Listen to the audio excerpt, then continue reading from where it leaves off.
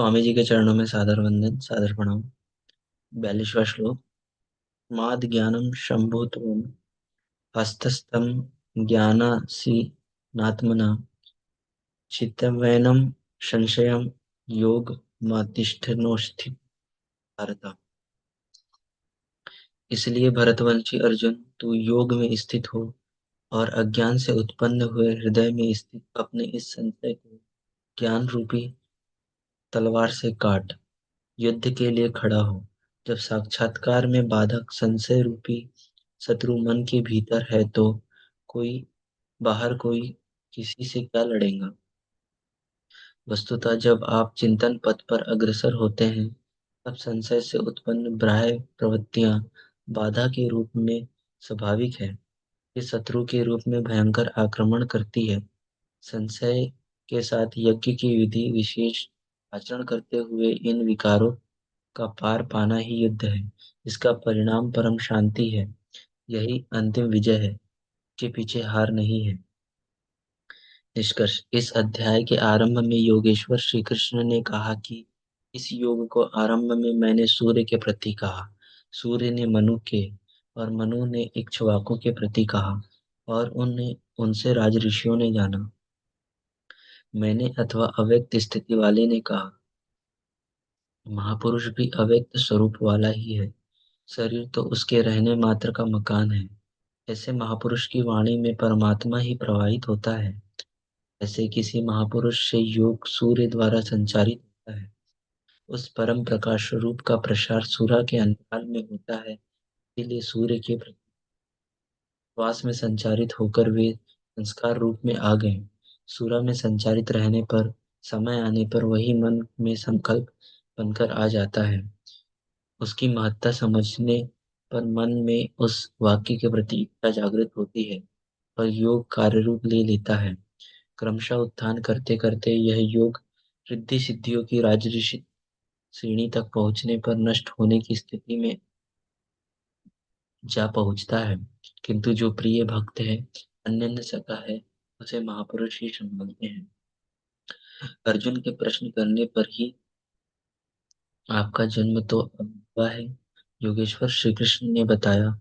अव्यक्त अविनाशी अजन्मा और संपूर्ण भूतों में प्रवाहित होने पर भी आत्मा माया योग प्रक्रिया द्वारा अपनी त्रिकोणमयी प्रकृति को वश में करके मैं प्रकट होता हूँ। प्रकट होकर साध्य वस्तुओं को परित्राण देने तथा जिनसे दूषित उत्पन्न होते हैं उनका विनाश करने के लिए परम धर्म परमात्मा को स्थिर करने के लिए मैं आरंभ से मूर्ति पर्यंत पैदा होता हूँ। मेरा वह जन्म और कर्म दिव्य है। उसे केवल तत्वदर्शी ही जान पाते हैं। भगवान का आविर्भाव तो कलयुग की अवस्था से ही हो जाता है। यदि सच्ची लगन हो, किंतु आरंभिक साधक समझ ही नहीं पाता कि यह भगवान बोल रहे हैं या यूं ही संकेत मिल रहे हैं। आकाश से कौन बोलता है।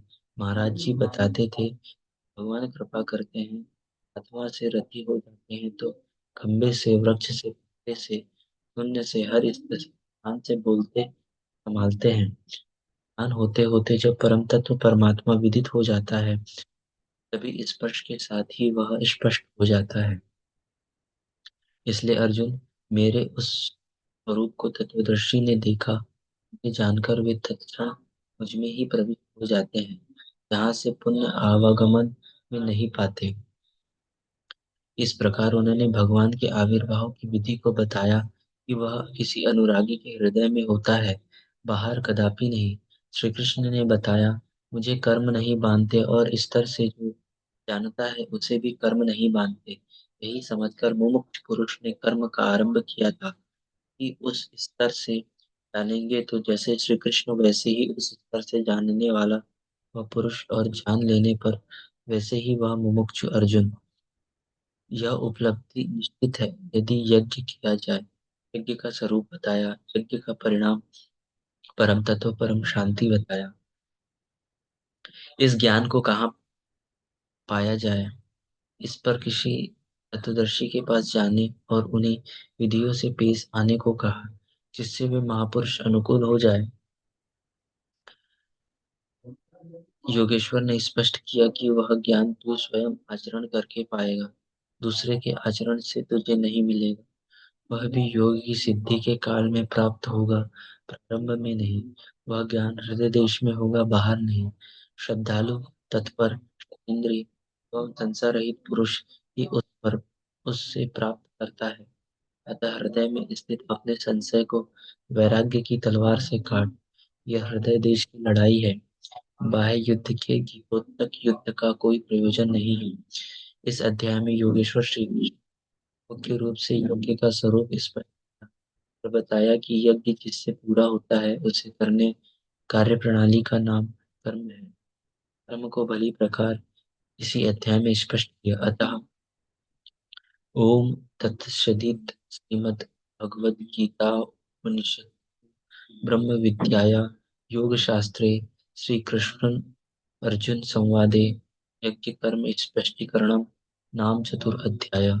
इस प्रकार श्रीमद् भगवद गीता रूपी उपनिषद एवं ब्रह्म विद्या तथा योग शास्त्र श्री कृष्ण और अर्जुन के संवाद में यज्ञ कर्म स्पष्टीकरण नामक चौथा अध्याय पूर्ण होता है।